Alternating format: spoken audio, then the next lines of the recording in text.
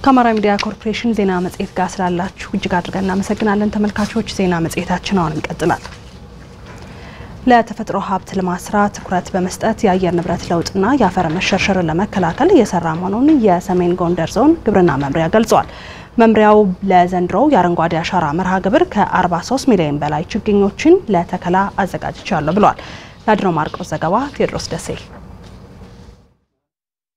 አምስተኛው ሀገር አቀፍ የአረንጓዴ አሻራ ችግኝ ተከላ መርሃ ግብር ነገን ዛሬ እንትከል በሚል መሪ መልእክት መጀመሩ የሚታወስ ነው። በሰሜን ጎንደር ዞን ለዘንድሮ የአረንጓዴ አሻራ የችግኝ ተከላ መርሃ ግብር ችግኝ በማፍላትና የመትከያ ቦታ በመለየት ዝግጅት እየተደረገ ነው። በዞኑ በደባርቅ ወረዳ በሚገኘው ራስ አምባ ችግኝ ጣቢያ ካለፈው መስከረም ወር ጀምሮ የተለያዩ የሳር የደንና መሰል ችግኝ ዝርያዎችን በማፍላት ለተከላው ዝግጅት ሲያደርጉ መቆየታቸውን የጣቢያው ተቆጣጣሪ አቶ በሪ አባይ ተናግረዋል። ከዚህ አካባቢ ዙሪያው ላይ ያው የሚሰራው ስራ ዲከረንስ ግራር አለ፣ ጌሾ አለ፣ አሉነስ አለ፣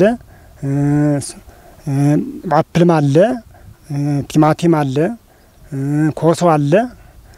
እነና አጠቃላይ እንግዲህ ያው ከመስከረም 1 ጀምሮ እስካሁን ድረስ ያው በስራ ላይ እንገኛለን። አጠቃላይ ያለው እንግዲህ ቁጥራቸው በድምሩ ወደ 924220 አለ የሳር ዝርያዎች።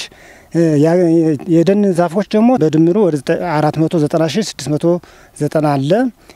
በፕላስቲክ አጠቃላይ 270000 የተለያዩ ዝርያዎች ይገኙበታል። የደባርቅ ወረዳ ግብርና ጽሕፈት ቤት ኃላፊ አቶ አድምጠው ባቡ በወረዳው በሚገኙት 13 ሞዴል የችግኝ ጣቢያዎች ከ10 ሚሊዮን 500 ሺህ በላይ ችግኝ መዘጋጀቱን ተናግረዋል። ከ1250 በላይ ሄክታር የተከላ ቦታ ተለይቶ ዝግጅት እየተደረገ ነው ብለዋል። ከዚህ በፊት ሲካሄድ እንደነበረው ዘንድሮም በተሻለ የቅድመ ዝግጅት ስራ ነው የተሰራው።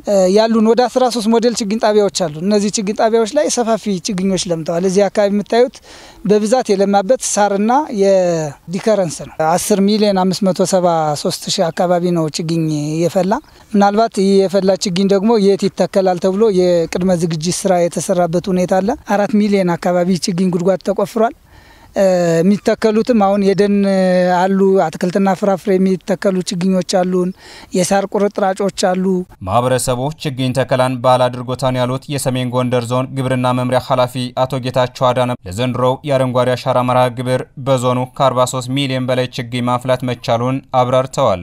የተዘጋጀውን ችግኝ ለመትከል ከ7600 ሄክታር በላይ የተከላ ቦታ ተዘጋጅቷልም ብለዋል። ወደ 57.4 ሚሊዮን ሚሊዮን ችግኝ እናዘጋጃለን ብለን ነው።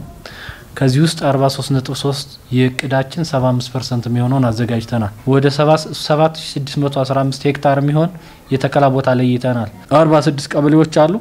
68 ቦታ ላይ በ1695 ሄክታር ላይ ማለት ነው የአንድ ቀን የአንድ ጀንበር የአረንጓዴ አሻራ ተከላ እንሰራለን ብለን በመረጃ ደረጃ ኤክስዋይ ኮኦርዲኔት ያላቸው ካርታ የተሰራላቸው ናቸው። እነዚህ ኃላፊው አክለውም ዞኑ ለአየር ንብረት ለውጥና ለአፈር መሸርሸር ተጋላጭ በመሆኑ የተፈጥሮ ሀብት ልማት ስራ ትኩረት የምንሰጠው ተግባር ነው ብለዋል። ችግኝ ከመትከል ባለፈ በየጊዜው የሚተከሉ ችግኞችን ከንክኪ ነጻ በማድረግና በመንከባከብ የጽድቀት መጠናቸውን ለማሻሻል እንሰራለን ብለዋል። ከዚህ በፊት መሰረታዊ ችግር ነበሩ በሁለት ምክንያት።